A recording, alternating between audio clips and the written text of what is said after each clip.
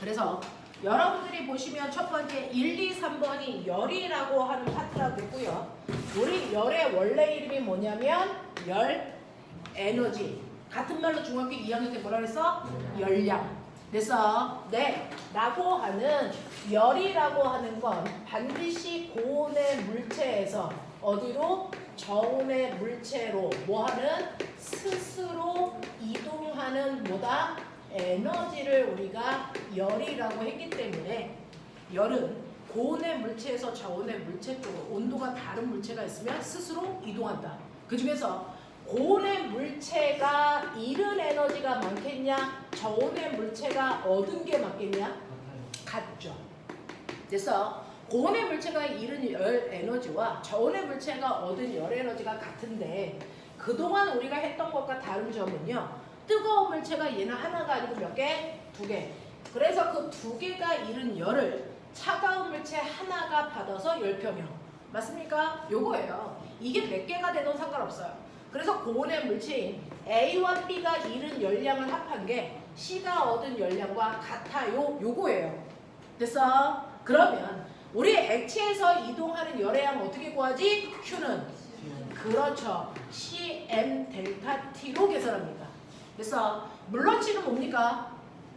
물질 1kg을 1도 높이는데 필요한 네, 열 에너지 비열이고요. 자, C에다가 M을 곱한 걸 뭐라 그럽니까? 열용량. 그 물체가 열을 얼마나 가지고 있냐? 이겁니다. 그래서 이거는 열용량이라고 한다. 비열에다 질량 곱한 값. 그래서 그 비열에다 질량에다 온도 변화까지 곱하면 이게 열 에너지라는 열량이고요. 알겠습니까? 이렇게 이름을 부릅니다. 얘는 비열. 비열에다 질량을 곱하면 열용량. 비열에다 질량에다 온도 변화까지 곱하면 열량. 이렇게 될 거야. 알겠어? 네. 비열차에 의해서 나타나는 현상? 해류풍. 열용량에 의해서 나타나는 거? 온탕에 들어가면 40도도 견딜 수가 없는데 사우나는 80도까지 견딜 수 있어? 네. 왜? 가지고 있는 열용량이 달라서 그래. 이런 거야.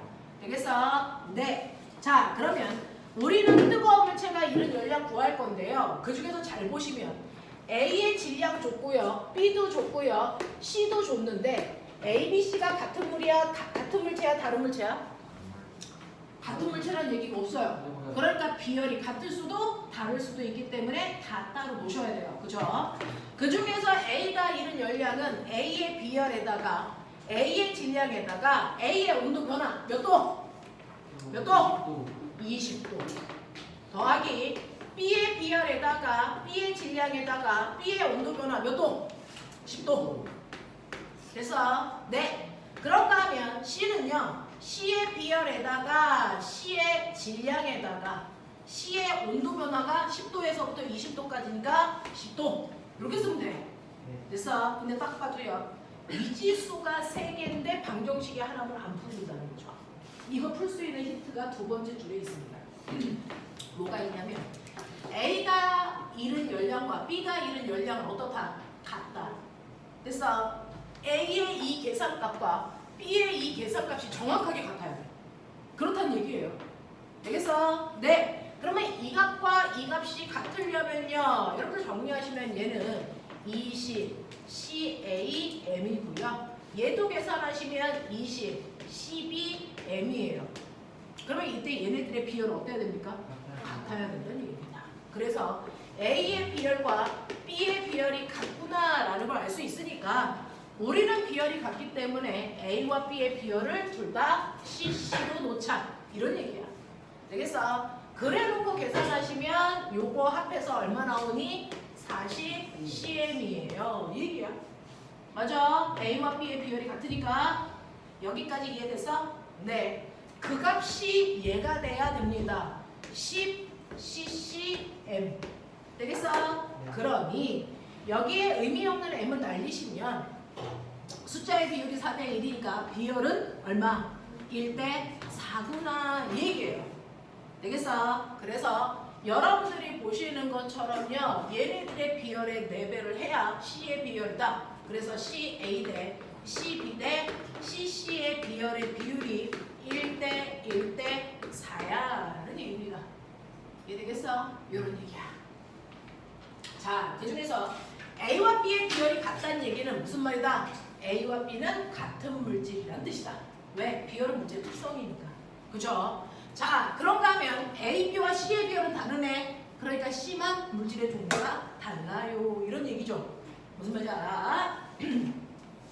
그 중에서 보시면 1번 문제예요. 물체 A의 비열이 B의 비열과 같다라는 건 두 번째 줄에 이동한 열량이 같다라는 전제 조건으로 우리가 풀 수 있었던 거고요. 그렇기 때문에 당연히 2번 틀렸고요. 자, 3번 보시면 A, B, C 중에서 비열이 가장 큰 거 C다라고 하는 거 지금 계산해 드렸고요. 그 다음에 4번, 이건 기본이죠. A와 B가 잃은 열을 합하면 C가 얻은 열량이랑 어때야 돼? 같아야 돼. 이런 얘기입니다. 그렇죠? 근데 5번은 왜 틀렸을까? 라고 하면 물체 B와 C의 연용량이 같니? 라고 했을 때 물체 B에 대해서 뭐요? 비열과 뭐를 곱하면 질량. 됐죠? 물체 B는 비열이 1이고요. 질량은 얼마라고 했어요? 2M. 물체 C는 비열이 얼마고요? 4고요. 4고요. 그죠? 질량 얼마? M입니다. 그러니까 같지 않죠.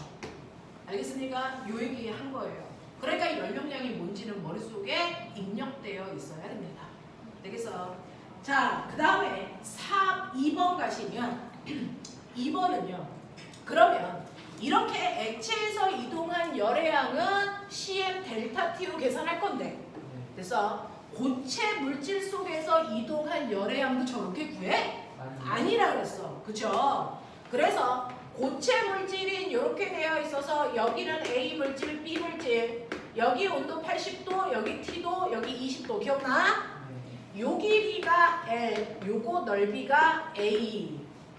열을 전달하는 속력을 열 전도율이라고 하는데 A가 열 전도율이 2배 커, B는 그냥 K야? 이런 식으로 했잖아. 그러면 고체든 액체든 A가 뜨거우니까 A 쪽에서 이동한 열의 양과 B가 얻은 열의 양은 어떻다? 같다야. 그죠? 그러면 고체에서 이동한 열의 양은 어떻게 계산해? CM 델타 T가 아니고요. 이동하는 물체의 길이가 길수록 속도는 느려. 이 얘기예요. 그죠? 그 다음에 열 전도율에 비례하고 면적에 비례하고 그죠? 자, 이 물질 양 끝단의 온도차가 클수록 열은 빨리 이동하고 접촉한 시간이 길수록 이동한 열의 양도 많고 이거거든요. 그래서 고체에서의 열의 이동은 사실은 CM 델타 T가 아니고 이 방법으로 계산하는 게 맞아. 그래서 그때 A가 준 A의 이 값으로 계산한 값이나 B가 이 방법으로 계산한 얻은 값은 같아야 돼. 이 얘기를 하고 있어. 이해하는 거예요? 네. 자, 그러면 이렇게 이동하는 열의 양은 저렇게 구할 건데 우리가 건물을 지으면요. 실제로 시멘트라는 벽도 있고 유리창도 있는데 내가 한겨울에 난방을 하면 그 각각의 면으로 열이 밖으로 뭐하니? 빠져나가 버려. 그죠? 그걸 열 손실비라고 하는데 어디를 통해서 빠져나가는 열이 제일 많느냐면 실제로는 유리창을 통해서 나가는 열이 제일 많대요. 그래서 유리창을 어떻게 바꾸면 빠져나가는 열의 양을 줄일 수 있을까라고 하는 열 손실률입니다.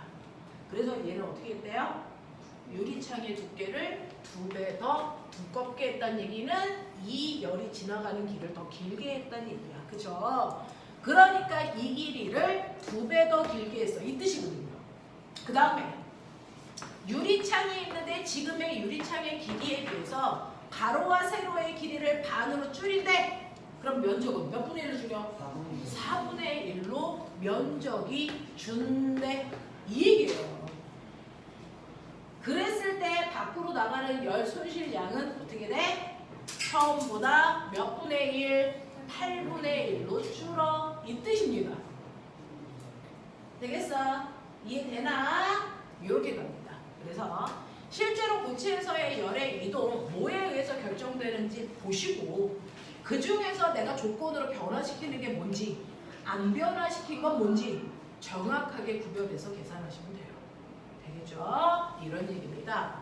자, 그 다음에 세 번째 문제 보시면 모든 물체는요 온도가 높아지면 그 안에 있는 입자의 운동이 뭐해지니? 활발해져. 입자의 운동이 활발해지면 입자와 입자 사이의 거리가 멀어지겠지. 입자와 입자 사이의 거리가 멀어지면 당연히 부피가 뭐하니? 팽창해지는데 이걸 열팽창이라고 하는데 그 중에서 길이가 길어지는 걸 선팽창, 부피가 커지는 걸 부피팽창 이렇게 얘기할 거야. 그래서 네, 그 중에서 얘는 길이가 길어지는 선팽창이 일어난대. 그래서 그 중에서 어떤 애가요 1m짜리가 있는데 얘를 1도 높이니까 얘는 2cm 늘어난다고 치자. 그럼 똑같은 물체인데 1m가 아니고 2m로 만들어. 2배 길게 만들어. 그래서 1도 높이면 늘어나는 길이는 얼마일까? 2배 많다고죠. 왜? 간격이 2배 되니까. 그죠? 그러니까 얘 몇 cm? 4cm예요. 이 얘기잖아. 그치? 그러면 똑같이요. 1m이긴 한데 1도가 아니고 2도 높이면 길이는 얼마 늘어나요? 4cm 늘어나요. 1cm 2배. 맞아요? 이런 식으로 물체가 길어지는 건 온도가 몇 도 올라갔냐? 원래 길이가 몇 미터였냐? 이겁니다. 그래서 네, 그걸 조사해서 나타낸 거 모든 물체 1m에 1도 높였을 때 그래서 네, 늘어나는 정도를 그 물체의 선팽창률이라고 하니까 원래 길이가 1m보다 2배 커지면 2배 많이 늘어나. 온도가 1도가 아니고 2도 올라가면 당연히 2배 커져. 이런 얘기 하는 거야. 알겠어? 네, 그래서 이렇게 거의 뜨거워도 부피의 변화가 없는 나무 토막에 1m만큼의 철을 이렇게 집어넣어요. 그래서 1m짜리 철이 있어요. 그리고 나무 토막 이렇게 개어놓고 거기에 알루미늄은 짧게 놓을 거예요. 그래서 요 길이가 x랍니다. 몰라요. 근데 이 둘의 길이를 같게 해서 수평으로 이음새를 이렇게 붙여놓은 거야. 아니, 근데 뜨거워지면 철이 뭐할까? 늘어나죠. 근데 그 늘어난 길이와 똑같이 이 알루미늄도 늘어나게 해서요. 정확하게 계속 균형을 유지하게 하고 싶어요. 되겠니? 그러면 얘는 원래 길이가 몇 미터면 가능할까? 이제 이런 문제입니다. 문제의 의도는 알겠어요? 그러면 결론. 온도가 똑같이 변했을 때 철이 늘어난 길이와 알루미늄의 늘어난 길이가 어떤 건데? 같으면 돼. 그치? 네. 같으면 되거든요. 되겠죠? 그러면 물체의 뜨거워졌을 때 늘어난 길이는 어떻게 계산해? 라고 하면 원래 물체가 1m를 기준으로 선팽창을 받기 때문에 2m면 2배 늘어날 거예요. 그죠? 3m면 3배 늘어날 거기 때문에 원래 길이가 몇 미터야? 이거랑 그래서 1m당 늘어난 선팽창률이 얼마야? 그리고 온도는 몇 도 올라갔어? 이거 3개예요. 원래 길이에다가 그래서 그 물체가 늘어나는 정도 선팽창률에다가 온도가 1도가 아니고 10도 올라갔으면 10배 많이 늘어나야 되겠죠. 라고 하는 요거를 곱한 값이 정확하게 늘어나는 정도를 결정합니다. 그래서 그 중에서 철이 늘어난 길이와 알루미늄의 늘어난 길이가 같아야 되니까 철은 원래 길이가 얼마야? 1m야. 맞아? 얘 선팽창률이요. 철보다 알루미늄이 크다 그랬죠. 몇 배? 2.5배. 그럼 얘 선팽창률을 알파. 얘는 얼마? 2.5 알파. 이렇게 하면 되잖아요. 그쵸? 그래서 얘는 선팽창률이 알파이고요. 온도가 얘가 10도가 늘어나면 얘도 10도. 온도 변화 똑같아야 되죠? 네. 그래서 온도 변화량 이렇게 된 거예요. 자, 알루미늄은 원래 길이가 얼마인지 모르니까 X. 선팽창률은 철의 2.5배. 온도 변화량은 두 개는 같아. 이런 얘기예요. 그러면 이제 의미 없는 얘네들은 날아갈 거니까. 맞아. 근데 자, 날아갈 거니까 이쪽 다 계산하면 1이죠.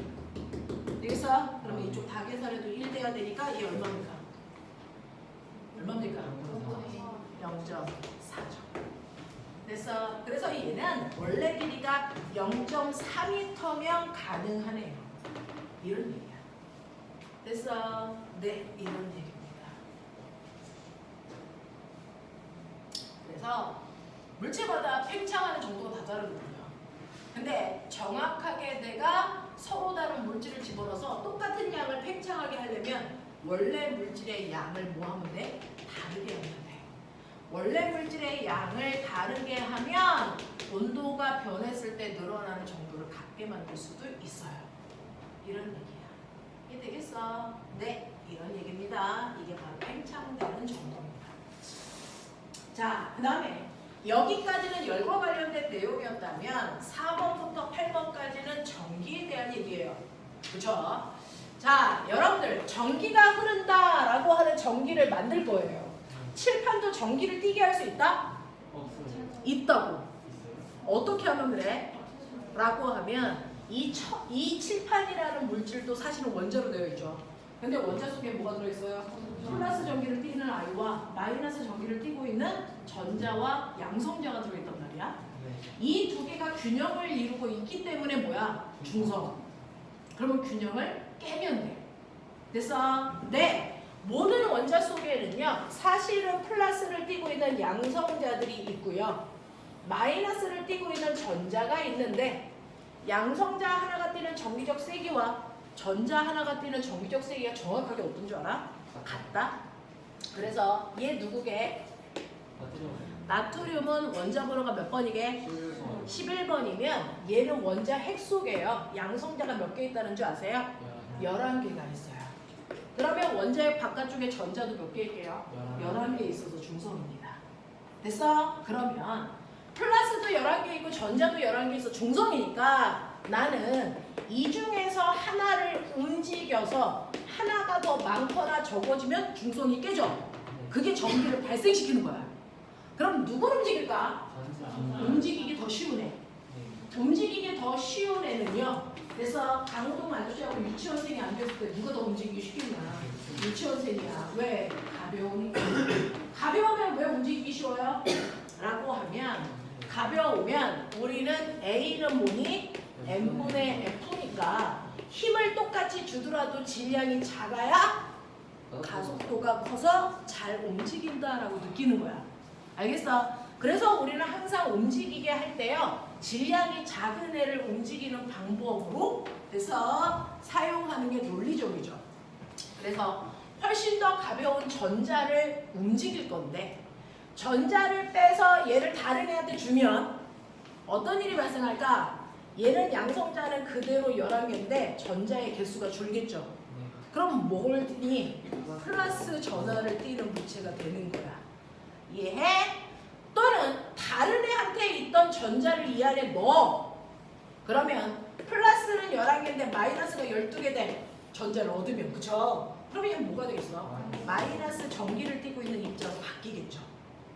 그래서 전기를 발생시킨다는 건 무조건 물질 속에 있는 전자를 이동시킨다는 얘기입니다. 됐어? 네. 그래서 여러분들이 머릿속에 집어넣으셔야 되는 거, 우리는 중학교 2학년 물리책에서 내내 전기를 발생시킨다는 얘기를 끊임없이 배웠다는 거죠. 그래서 전기를 띠게 할 거야. 그래서 전기적 현상이 어떻게 나타나? 이거 배운 게 중학교 2학년 물리책이야. 됐어? 그 중에서 전기를 발생시킨다는 건 전자를 한 방향으로 뭐 시킨다는 얘기가 이동시킨다는 얘기야. 그러니 그래서 A라는 물질 속에 있던 전자를 B 쪽으로 이 방향으로 전자를 이동시킨다는 얘기야. 그러면 A는 무슨 전기를 띄워? 플러스 전자를 밀었으니까. B는 그렇게요. 그래서 얘는 플러스 전기를 띠게 될 거고요. 얘는 전자를 얻었으니까 마이너스 전기를 띠게 될 건데. 그러면 전기를 띠게 한 이 전자는 그 다음에 어떻게 할 거야? 여기에 계속 고정시켜 놓을 거야? 아니면 계속 그 방향으로 가게 할 거야? 이거죠. 저는 전자를요 이동시켜서 여기에 정지시킬 거예요. 그러면 계속 얘는 플러스, 얘는 계속 마이너스. 알겠어? 전자를 이동시킨 후에 한 지점에 전자를 정지시켜 놓고 전기를 띠게 하는 걸 멋진 말로 우리는 뭐라 그러냐면 이거를 정지된 전기를 만들었다, 정전기라고 하는 거야. 맞아? 그러면 정전기를 일으키는 방법 중학교 2학년 때 2가지 배웠어요. 마찰전기와 정전기 유도. 그게 저렇게 하는 거예요. 그래서 여러분들이 머릿속에 가지고 있는 서로 다른 물체를 비벼서 전기를 띠게 해 라는 마찰 전기도요. 사실은 비빈 두 물질 중에 한쪽으로 전자가 가서 거기에 고정시켜 놓는 겁니다. 그래서 그리고 정전기 유도라고 하는 것도 전자를 한쪽으로 쏠리게 해서 거기에 정지시켜 놓는 겁니다. 그래서 그래서 이 두 가지가 정전기를 만드는 방법이고요. 그렇지 않고 A 쪽에 있던 전자를 계속 B가 있는 오른쪽으로 계속 가게 해. 그래서 핵방이랑 전자를 계속 가게 해. 이건 뭐야? 전자가 흐르는 거라고. 이걸 우리가 뭐라 그러니? 이게 전류를 흐르게 해요. 이 얘기야. 알겠어? 그래서 전기를 발생시키는 방법은 두 가지입니다. 정전기를 만들든 전류를 흐르게 하든. 알겠습니까? 이 방법을 사용하시면 돼. 무슨 말인지 알겠어? 오케이. 자, 그러면 이런 식으로 해서 내가 전기를 띠게 할 건데 그 중에서요. 여러분들이 보시는 것처럼 전자가 한 방향으로 계속 흐르는 전류가 흘러.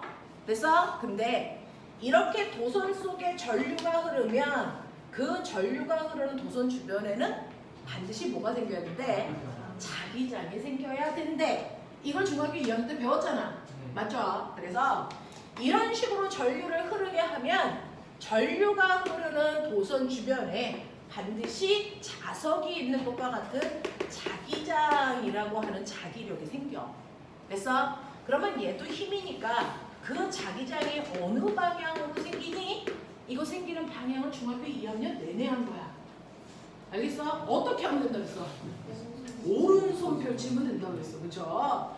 오른손을 이렇게 펼쳤을 때 만약에 도선이 여기에 보이는 직선 도선이라면 이때 엄지손가락이 직선 도선에서 흐르는 전류 방향으로 놓으면 돼. 그러니까 이 막대기에서 전류가 위로 가니까 엄지손가락이 위야. 그러면 나머지 네 손가락을요. 전류가 흐르는 막대를 부드럽게 감으면 이 모습이 주변에 생긴 자기장의 모습이야.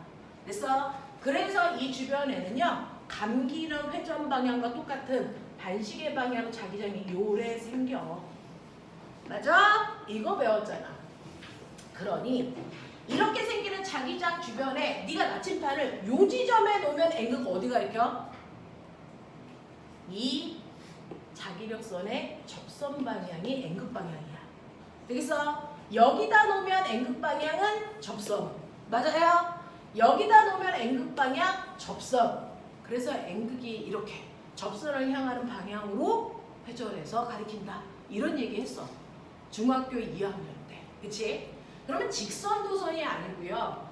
원형 도선이나 솔레로이드처럼 감기는 곡선 전선에서는 전류 방향으로 전선이 감겨져 있으니까 전류를 엄지손가락으로 하면 얘가 전류가 이렇게 흐르는데 엄지손가락을 이 방향으로 하기 어렵잖아요. 그죠? 그래서 원형 도선이나 솔레로이드처럼 곡선 도선에서는요. 감기 쉬운 네 손가락이 전류 방향을 가리키면 돼요. 그죠? 그래서 곡선에서는 거꾸로 네 손가락이 전류 방향을 가리키게 해. 그러면 여기에선 전류가 이렇게 흐르니까 그 방향 네 손가락 감으면 엄지손가락이 가리키는 게 도선의 안쪽의 자기장 방향이 돼. 그러니까 얘는 안쪽이 지금 뚫고 들어가는 방향으로 N극이 가리켜. 이런 얘기야. 됐어? 여기에서 전류가 이렇게 내려가 흐르는데 그러면 여러분들 앞에 막대기 하나 있을 때요. 내려가게 네 손가락으로 감으시면 이게 전류 방향이에요. 그랬을 때 엄지손가락이 도선의 내부의 자기장 방향을 가리켜. 됐어? 그래서 곡선에서는 무조건 안쪽 자기장을 엄지손가락이 가리킵니다. 됐어? 네. 바깥쪽은 안쪽과 무조건 무슨 방향? 얘 거꾸로 돌아오잖아요. 거꾸로 돌아오잖아요. 그러니까 바깥쪽은 무조건 무슨 방향? 반대. 그러면 안쪽에 들어가는 방향이면 바깥쪽은 나오는 방향이야. 이런 느낌이야. 알겠어? 그래서 방향 설정하는 거 중학교 2학년 때 했다. 그러면 이 방향으로 자기장이 생겼을 때요. 그 중에서 자기장의 세기는요. 여기에 있는 R만큼 떨어져 있는 여기가 셀까요? 아니면 전선으로부터 2R만큼 떨어져 있는 여기가 셀까요? 아니면 3R만큼 떨어져 있는 여기가 자석을 잡아당기는 자기장이 셀까요? 이거예요. 그래서 자, 여기를 A 지점, 여기를 B 지점, 여기를 C 지점이라고 했을 때 각각의 지점에서의 자기장의 세기는 B는 R분의 KI로 계산하면 돼요. 그래서 그 중에서 이 도선의 전류가 2A 흐른다고 치자. 그래서 그러면 A 지점은 전선으로부터 R만큼 떨어졌으니까요. A 지점은 R분의 K는 자기장 구할 때 쓰는 상수값이니까 그냥 1로 생각하시면 돼요. I는 도선에 흐르는 전류의 세기고요. 그래서 2K만큼 자기장 만들어. 이런 느낌이야. 그죠? 그럼 B는요? 라고 하면 전선으로부터 2R만큼 떨어져 있으니까 2R분의 2K예요. C는요? 3R분의 2K로 계산하면 된다. 맞아? 네. 그러니 같은 도선이면 전류의 세기는 똑같을 거다. 떨어져 있는 거리에 반비례하게끔 자기장이 생긴다. 그래서 얘네들의 자기장의 비율은 6대 3대 2다. 이런 얘기야. 이제 이해돼? 그러면 이러한 전류가 흐르는 도선이요. 한 개가 아니고 여러분들이 가지고 있는 4번처럼 두 개가 같이 있어. 오른쪽으로 전류가 6A 흐르는 가라는 전선이 있고요. 오른쪽으로 2A의 전류가 흐르는 나라는 전선도 있어. 그래서 두 개의 전선이 있는데 각각의 전선으로부터 같은 거리 R만큼 떨어져 있는 세 지점을 잡을 거란 얘기입니다. 다 R만큼 떨어져 있는데 세 지점을 잡을 건데요. 한 군데는 여기 A라는 점. 그래서 한 군데는 여기 B라는 점, 한 군데는 여기 C라는 점이 있어요. 그러면 얘네들의 자기장의 세기는 몇 대 몇 대 몇일까? 이런 얘기입니다. 그죠? 근데 신기한 거 아세요? A, B, C의 자기장은 누가 만들어? 가라는 전류가 흐르는 도선도 만들 거지만 나라는 전류가 흐르는 도선도 똑같이 만들어요. 그러니 각각의 전선이 만든 자기장의 세기를 뭐 해야 돼? 합성하셔야 됩니다. 되죠? 그러면 일단 방향이 같은 방향인지 반대 방향인지 알아야 더하거나 뺄 거예요. 그러면 해보실래요? 전류가 오른쪽으로 흐르는 그래서 네, 이 가라는 전선보다 아래쪽은 뭡니까? 들어가는 방향으로 자기장을 만들어요. 그러면 위쪽은 감아서 나오는 방향이죠. 맞습니까? 네. 그래서 가라는 전선은 A한테는 나오는 방향으로 BC는 자기 전선보다 아래에 있으니까 들어가는 방향으로 자기장을 만들어 줄 거야. 맞죠? 네. 그래서 서로 반대 방향을 하나는 플러스, 하나는 마이너스로 놓는 게 깔끔합니다.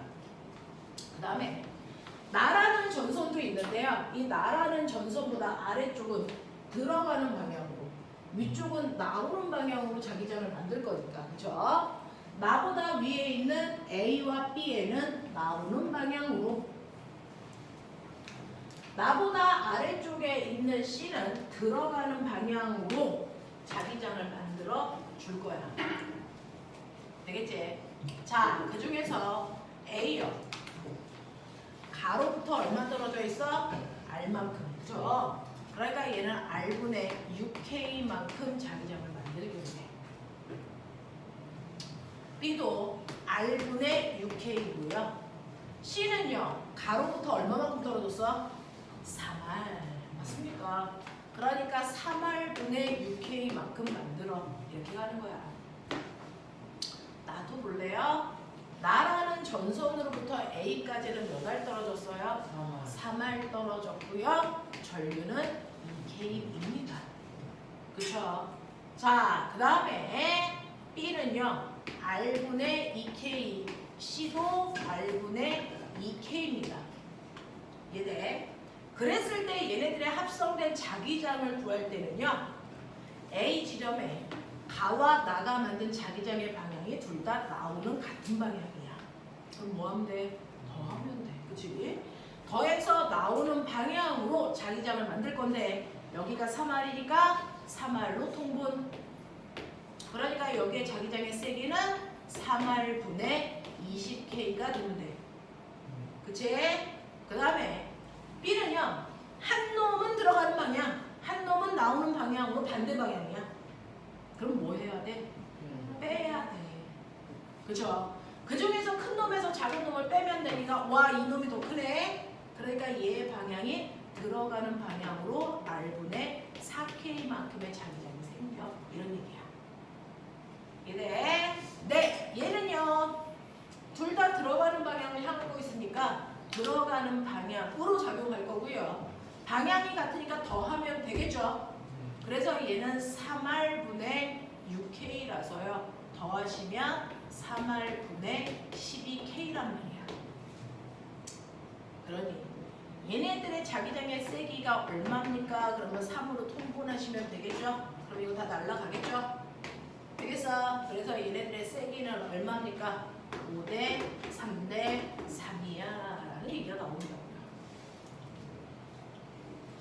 가능해? 알겠어? 되겠어? 1분 줄게. 빨리.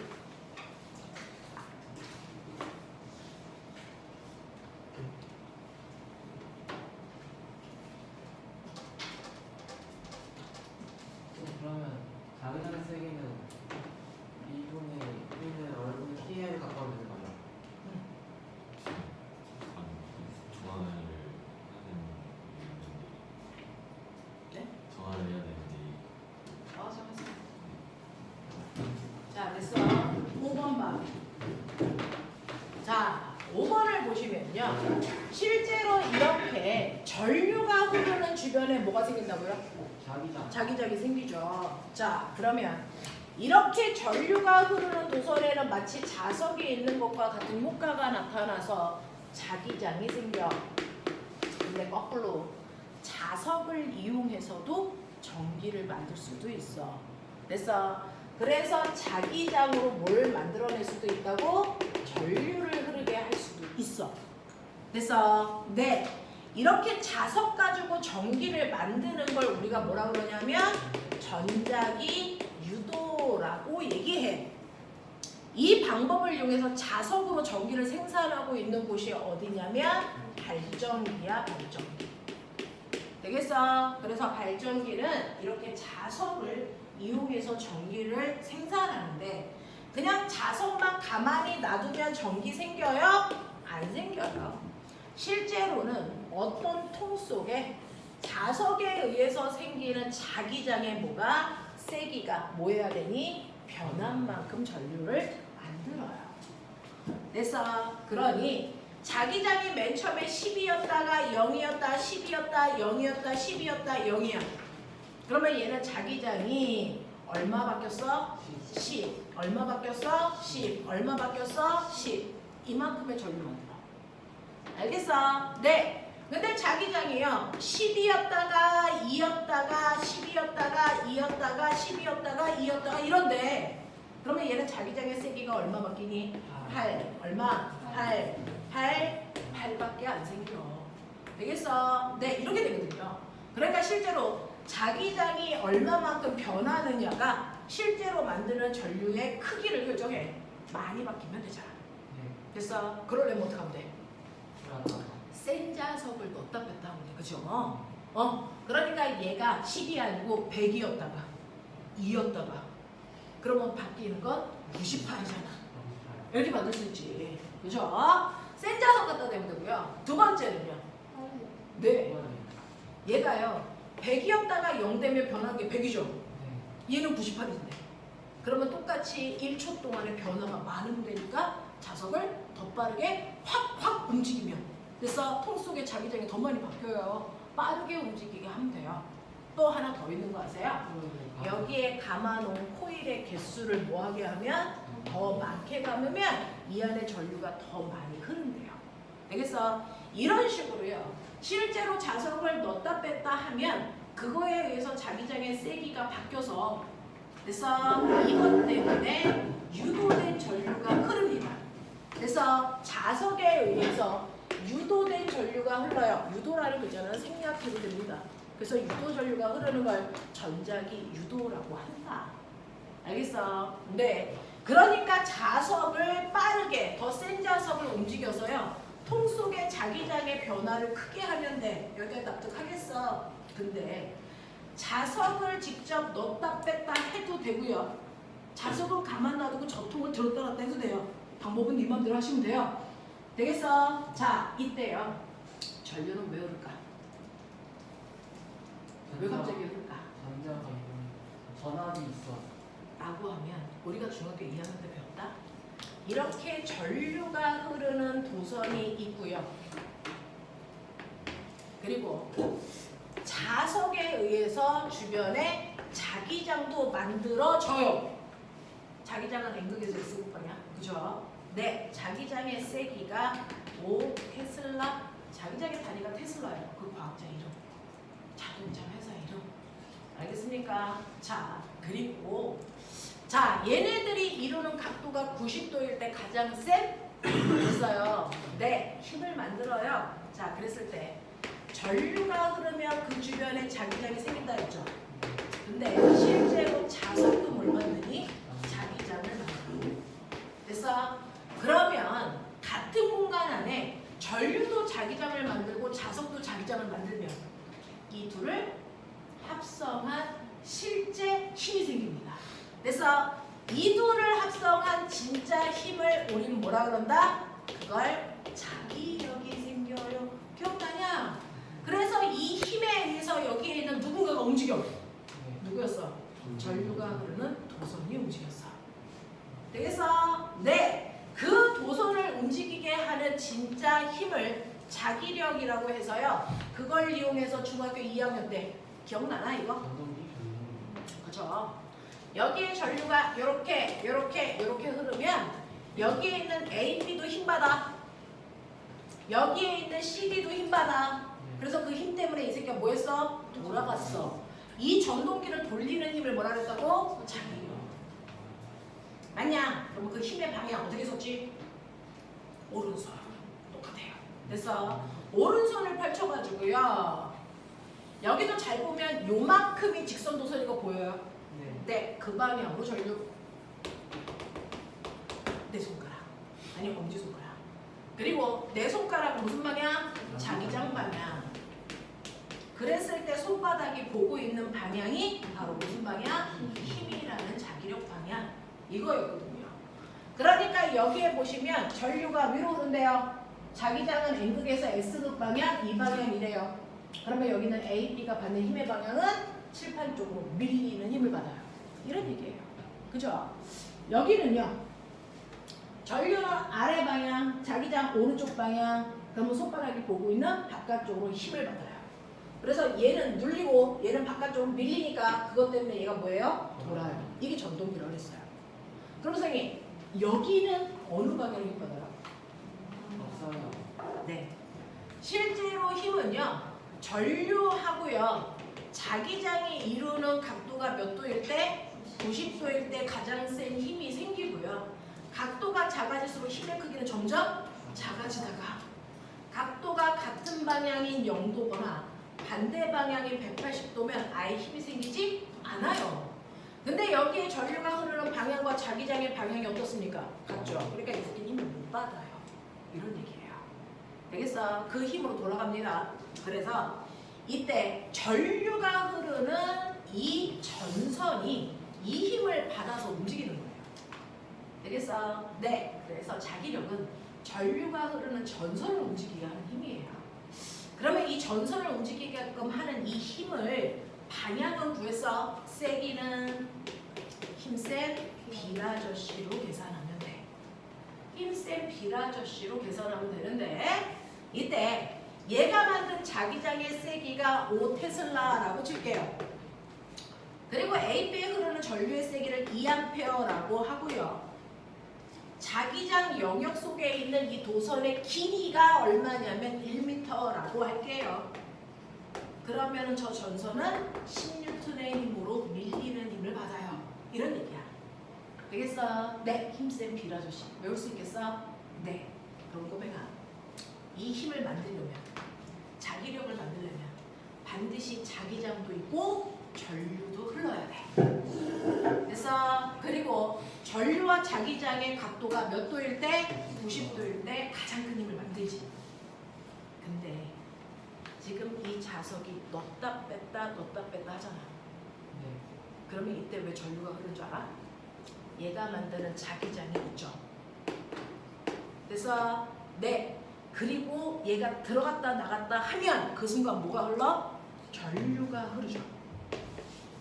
그러면 이 순간 뭐가 생기니? 힘센 비라듯이 뭘 만들어내? 힘.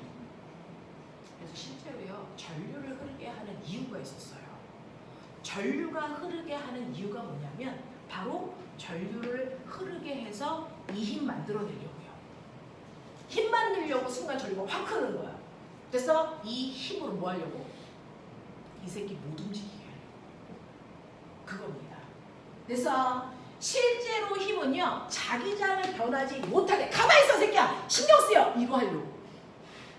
그래서 가만히 있어 새끼야. 그럼 들어오려 그러면 못 들어오게 밀어내는 방향으로 힘작용 하려고. 되겠어? 나가려 그러면 못 나가게 당기려고, 힘 만들려고. 알겠어? 이 짓 하려고. 그러려고 전류가 흐를 필요가 있었던 거야. 알겠어? 그래서 흐르게 하는 거야. 알겠어? 더 세게 움직이면 더 세게 말려야지. 알겠어? 더 세게 만들어. 그런 얘기야. 그럼 꼬맹아, 이렇게 자석이 움직일 때는요, 자석의 운동을 도와주는 방향으로 힘이 생기는 거야? 반대 방향으로 힘이 생기는 거야? 반대 방향. 늘 언제나. 그러면 운동을 방해하는 힘은 마치 마찰력과 같아. 그러면 저 새끼는 왔다 갔다 하는 동안 마찰력이라는 운동을 방해하는 힘 같은 걸 받는 거지. 역학적 에너지가 보존 될까 안 될까? 아니요. 그래서 자기력은 역학적 에너지를 변화시키는 힘입니다. 역학적 에너지를 보존시키는 힘에는 뭐가 겠다 그랬어? 중력, 탄성력, 정비력 밖에 없죠. 자기력은 역학적 에너지를 감소시키는 힘입니다. 무조건 자석을 못 가게 하니까. 알겠습니까? 이 얘기예요. 이 얘기예요. 납득이 돼요? 그런 얘기입니다. 자, 그러니 여기에 보시면 5번이요. 도선 속에 자석을 넣다 뺐다 하겠대. 자기력이 생기겠지? 네. 생기려면 전류가 흘러야 되겠지? 네. 자, 흐를 때 자석의 운동을 방해하는 방향으로, 그래서 힘을 만들려고 전류가 흐를 건데, 이때 A와 B 중에 전류가 못 흐르는 애가 있어. 누구 거 아니야? B요. 왜? 실제로 전류가 흐르려면 도선이 뭐 했어야 되니? 닫혀있는 도선이어야 되고요. 스위치가 열려있을 때는 전류가 흘러 안 흘러? 안 흐르니까 A는 스위치가 닫혀있는 도선이고요. B는 스위치가 열려있는 끊어진 전선이기 때문에 얘는 전류가 못 흘러. 전류가 안 흐르면 힘 생겨 안 생겨? 안 생겨. 그 얘기야. 자명해. 알겠어? 그 얘기야. 자, 그래서 전류는요, A에만 흐르는데 이때 A에 어떤 일이 발생하냐면 N극이 훅 올려 그래. 그럼 이제 느껴. 못 오게 해야지. 이쪽에 뭐 만들면 돼? N극. 이쪽에 무슨 극? S극을 만들려고 곡선인 원형도선에 전류가 흐를 거야.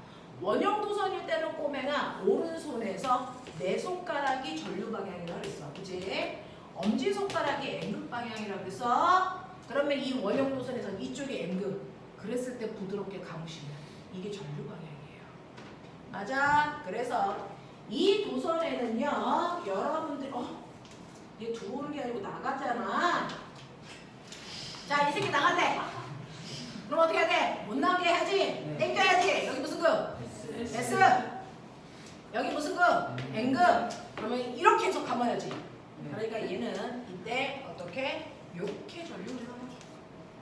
그래서 네 시험지에서 N극 방향으로 내 엄지손가락 가게끔 해서 감으시면 되겠습니까? 전류가 무슨 방향으로 흘러? 시계 방향으로 흘러요. 이런 얘기입니다. 그래서 이거 감는 거 안 되는 사람 빨리 손. 빨리 손.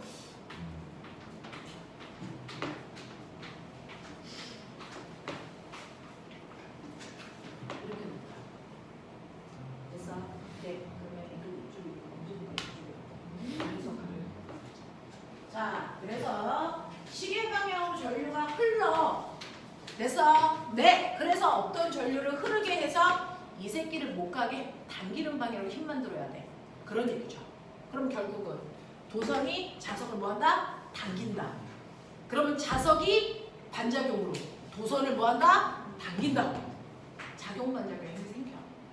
그 중에서 가벼운 새끼가 끌려가. 누가 더 가벼워? 얘가 가벼우니까 얘가 자석적으로 끌려가겠지. 이런 일이 발생하는 거야. 납득해? 그런 얘기야. 자, 그래서 보시면 기억 A에는 유도 전류가 발생하나 B에는 생기지 않는다. 정확한 표현이에요. 그죠? 네. 그 다음에 니은 A에서는 자석이 구리선을 미는이 아니고 뭐하는? 당기는 이게요. 되겠어? 네. 그 다음에 B에는 힘이 생길까 안 생길까? 안 생겨. 힘 생기려면 일단 전류 흐르고 봐야 되거든. 그래서 그래. 지금 A에서 S극을 가까이 하면 꼬맹아 요번에는 여기에서 S극을 가까이 다가가게 민대. 그러면 어떻게 해야 돼? 못 오게 해야지. 그럼 여기 무슨 구슬이요? S 여기 N. 그래서 가까이 다가오면 언제란 거에? 미는 힘. 가려고 그러면 당기는 힘이야. 알겠어? 무슨 극이든 상관없어. 그래서 S극이 가까이 오면 구리와 자석 사이에는 무슨 힘? 미는 힘이 생기지 당기는 힘이 생길 수는 없어. 알겠냐? 네, 모든 것들은 그게 발생하는 이유가 있고 그 이유를 정확하게 머릿속에 넣으면 돼. 되겠어? 자, 그래서 여러분들이 생기는 힘의 방향과 세기를 구할 준비가 되어 있고요. 그 다음에 이제 6번 보시면 전류가 흐를 수 있게끔 만들어 간단한 장치를 전기 회로도라고 얘기해요. 전기 회로도라고 하는데 이 전기 회로도에서 저항의 역할이 제일 중요하거든요. 사실은 여러분들은 전류가 중요할 것 같고 전압이 중요할 것 같잖아요. 근데 절대 아니에요. 저항이 주인공이라서 저항이 항상 거기에 있는 모든 현상을 결정해 줍니다. 됐어? 자, 그래서 이런 식으로 저항 두 개를 직렬로 연결해 놓습니다. 아니, 그 중에 첫 번째 저항을 3ohm이라고 하고 두 번째 저항을 6ohm이라고 해서 18V에 연결해 볼게요. 그러면 저 저항 두 개를 직렬로 연결했으니까 합성 저항은 전선이 길어지는 효과라서요. 저항이 커집니다. 그래서 얘는 합성 저항이 9ohm이 되고 9ohm의 저항이 18V에 걸리니까 이때 흐르는 전류는 2A V는 IR. 맞죠? 그러면 2A의 전류가 한 바퀴 돌아서 들어올 때 몇 암페어로 들어와? 2A로 들어와야 돼요. 왜? 지나가는 전자수는 변할 수 없어요. 가다가 전사하는 새끼들은 없어요. 애새끼 낳는 애도 없어요. 전화량은 보존됩니다. 2개 나가면 2개 들어와야 돼. 알겠어? 근데 나갈 때는요. 여기에 있는 이 저항이 꼽아져 봅니다. 또는 에어컨, 세탁기, 냉장고입니다. 그래서 그러니까 이 전자가요. 어떤 일을 하려고 에너지 갖고 가는 거야. 에너지 어디서 가지고 와? 건전지. 이 볼트가 뭔 줄 아세요? 18줄. 그래서 전기에서는 줄을 볼트로 쓴 거야. 맞냐? 이거 에너지예요. 그래서 우리는 전압이라고 중학교 2학년 때 읽었지만 고등학교 때는 전기 위치 에너지 어쩐가요? 전이에요. 전. 저 에너지예요. 그래서 꼬마 전구에 불 피우려고요. 건전지에서 에너지 싣고 가요. 그래서 18V의 에너지를 싣고 가서 이거 어디에서 써? 꼬마 전구 2개 불 켜면서 쓰는 거야. 그러니까 이때는 전기 에너지를 무슨 에너지로? 비대 에너지로 회로도에서 전환시켜 주고 있는 거야. 나가야 되는 사람 누구니? 책가방 싸 빨리.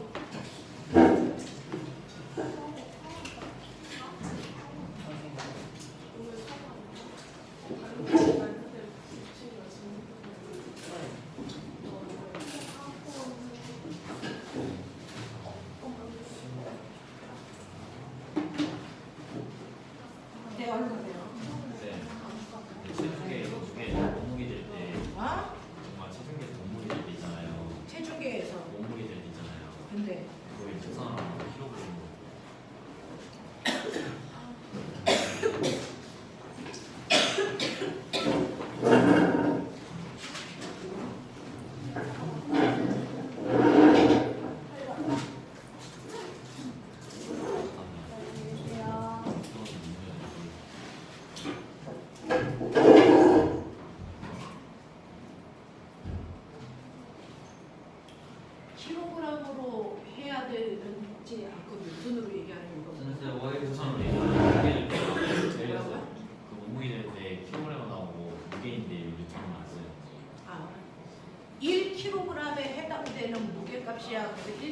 중 우리 이렇게 쓰기 때문이야. 그래서 이거 생략해서 여기에서 그냥 1kg으로 표현하는 뿐이죠. 원래는 잘못된 표현이고.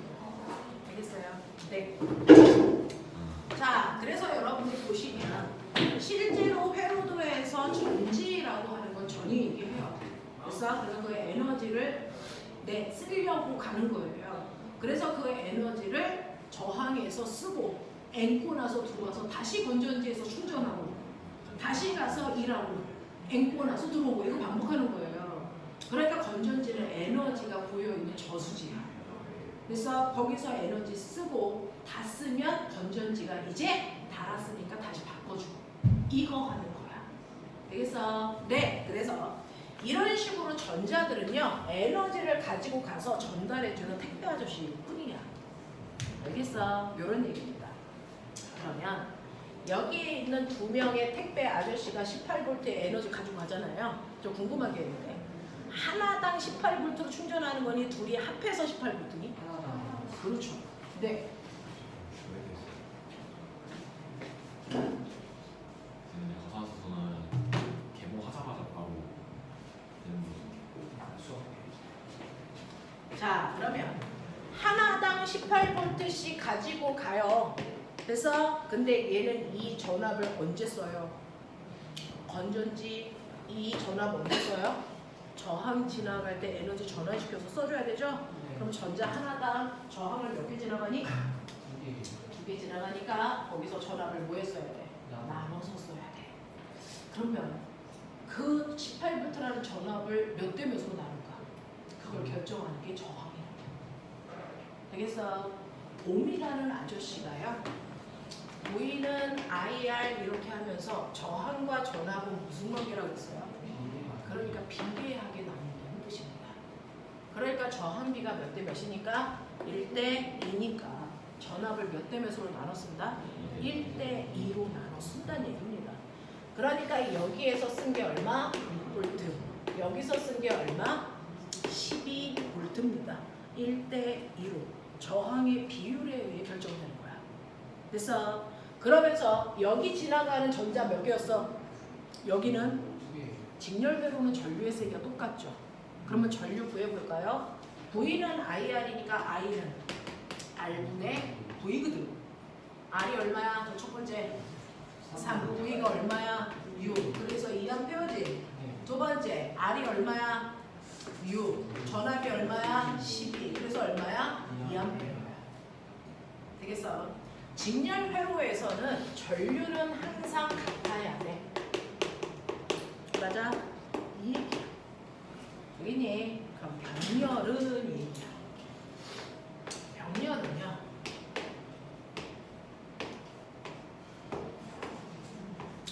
똑같이 18V라도 첫 번째 저항은 3옴이고 두 번째 저항 6옴이라고 쳐봐.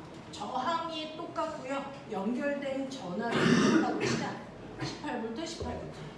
3옴, 3옴, 6옴. 됐어? 그럼 요번에는요. 이 저항이 병렬 회로에서는 뭘 나눠줄까? 이런 얘기입니다. 되죠? 자, 이거 합성 저항 얼마인지 아세요? 병렬 회로는요. 붉어지는 효과기 때문에 병렬을 연결할수록 합성 저항이 줄어야 되거든요. 그래서 각각의 저항을 역수해서 더해서 그 값을 다시 역수하는 게 합성 저항 구하는 방법이거든요. 그러면 이거 합성 저항 구할 때 이거 정리하시면 어떤 모습인 줄 아세요? 합분의 곱의 모습이 나와요. 이렇게 합성 저항 구하면 돼요. 되겠어? 그러면 저 새끼 더하면 얼마 되냐? 9 곱하면 얼마 되냐? 그래서 합성 저항이 얼마라고? 2옴이야. 이렇게 구하는 거야. 되겠어? 합분의 5. 그러면 V는 IR이니까요. 여기 18V 걸렸는데 저항이 2옴이래. 몇 암페어가? 무려 9명의 택배 아저씨가 간단 말이야.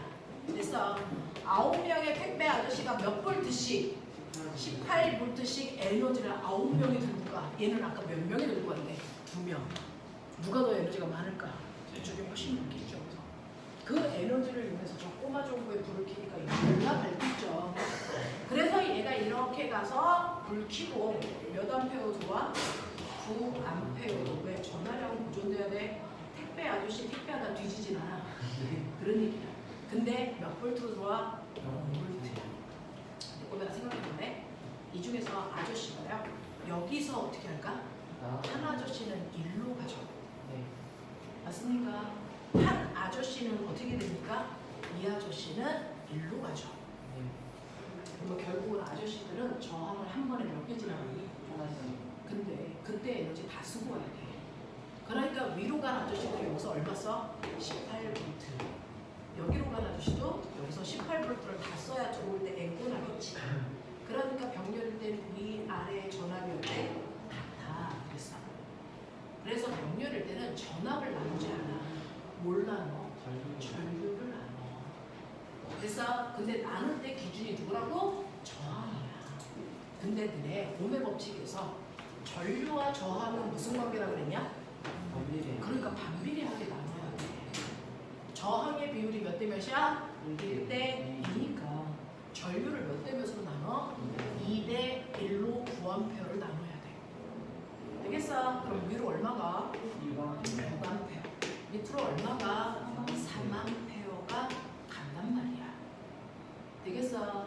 그랬을 때 누가 더 밝아? 라고 하는 꼬마 정도의 밝기는 전력이라고 하는 몇 명의 택배 아저씨가 얼마만큼의 에너지 가지고 갔어? 라고 하는 V하고 설계사에 이게 꼬마 정도 밝기야. 알겠어? 네, 여기까지만 할게요. 알겠죠? 네, 다음 주에 시험지도 챙겨가지고